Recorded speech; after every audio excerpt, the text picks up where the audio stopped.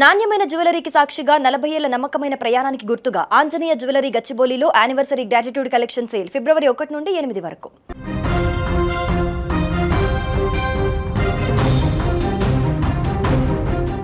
ఎన్టీఆర్ జిల్లాలో ఘోర రోడ్డు ప్రమాదం చోటు చేసుకుంది. ప్రైవేట్ ట్రావెల్స్ బస్సు దగ్ధమైంది. కీసరా టోల్ గేట్ వద్దకు రాగానే పొగలొచ్చేశాయి. వెంటనే పూర్తిగా బస్సు కలిపినట్లుగా తెలుస్తోంది. ఇందులో 39 మంది ప్రయాణికులు క్షేమంగా బయటపడినట్లుగా తెలుస్తోంది.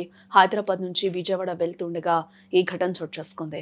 ఏపీలో మరో ప్రైవేట్ ట్రావెల్స్ బస్సు పూర్తిగా దగ్ధమైంది. హైదరాబాద్ నుంచి విజయవాడ వెళ్తున్న ట్రావెల్స్ బస్సులో అకస్మాత్తుగా మంటలు చెలరేగాయి. ఎన్టీఆర్ జిల్లా కీసరా టోల్ గేట్ వద్ద ఇంజన్ నుంచి పొగలు రాగా కాసేపటికే మంటలు అంటుకున్న బస్సు బూడిదైంది. అయితే డ్రైవర్ అప్రమత్తతో ముందుగానే తేరుకున్న ప్రయాణికులు వెంటనే దిగిపోవడంతో పెను ప్రమాదం తప్పింది. సుమారు 39 మంది ప్రయాణికులు ప్రమాదం నుంచి బయటపడ్డారని కూడా చెప్పుకోవచ్చు. వారి కళ్ల ముందే బస్సు పూర్తిగా అగ్నికాహుతైంది. అదృష్టం బాగుండి ప్రాణాలతో బయటపడ్డారు, లేదంటే మరో ఘోరం జరిగిపోయి ఉండొచ్చేమో అని కూడా అందరూ భయం నుంచి ఇప్పుడే తేరుకున్నట్లుగా తెలుస్తోంది. ప్రైవేటు ట్రావెల్స్ బస్సులు వరుసగా మంటల్లో కాలిపోతూ ఉండడం ఇప్పుడు ప్రయాణికులను భయాందోళనకు గురి చేస్తోందని కూడా చెప్పుకోవచ్చు. మొన్న కర్నూలులో 20 మంది బలికాగా నేడు నందిగామలో మరో బస్సు దగ్ధమైన వైనం అయితే కనిపిస్తోంది. డ్రైవర్ అప్రమత్తంగా లేకపోతే పరిస్థితి ఏంటి? ప్రైవేటు బస్సుల ఫిట్నెస్ విషయంలో అధికారులు ఎందుకు నిర్లక్ష్యం వహిస్తున్నారు? ప్రయాణికుల భద్రతను గాలి కొదిలేస్తున్న ట్రావెల్స్ యాజమాన్యాలపై చర్యలు తీసుకునేది ఎప్పుడు అనే ప్రశ్నలు కూడా వస్తున్నాయి. ఏదేమైనా నందిగామ ప్రమాదంలో డ్రైవర్ చూపిన చొరవ అభినందనీయమని కూడా మనం చెప్పుకోవచ్చు. ఒకసారి విజువల్ కూడా మనం చూడొచ్చు క్లియర్గా. ఆ రోడ్డు మీద ఆ బస్సు అసలు నామరూపాలు లేకుండా కూడా పూర్తిగా దగ్ధమైన వైనం అయితే కనిపిస్తూ ఉంది. ఇందులో దాదాపుగా 39 మంది ప్రయాణికులు ప్రయాణిస్తున్నారంటే అసలు ఎంత ఘోరం నుంచి అందరూ కూడా బయటపడ్డారని కూడా అనిపిస్తుంది. లేదంటే మొన్న మనం వరుసగా ఇన్సిడెంట్లు చూస్తూ ఉన్నాం. కర్నూలు ఇన్సిడెంట్ ఏ విధంగా అయ్యింది, చేవెళ్ళ ఇన్సిడెంట్ ఏ విధంగా అయిందో కూడా మనం చూసాం. అది ఇంకా కూడా కళ్ళకు కట్టినట్టు ఇంకా మనకి కళ్ళ ముందు కదలాడుతూనే ఉంది. ఇంత లోపల మరో ఇన్సిడెంట్ చోటు చేసుకుందని కూడా చెప్పుకోవచ్చు.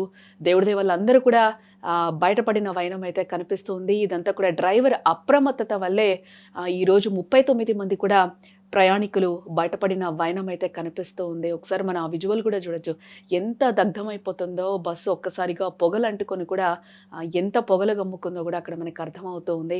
పొగలు రాగానే వాహనాన్ని ఆపి ప్రయాణికులందరినీ కూడా కిందకు దింపడం వల్ల పెను ప్రమాదం కూడా తప్పినట్లయిందని కూడా మనం చెప్పుకోవచ్చు.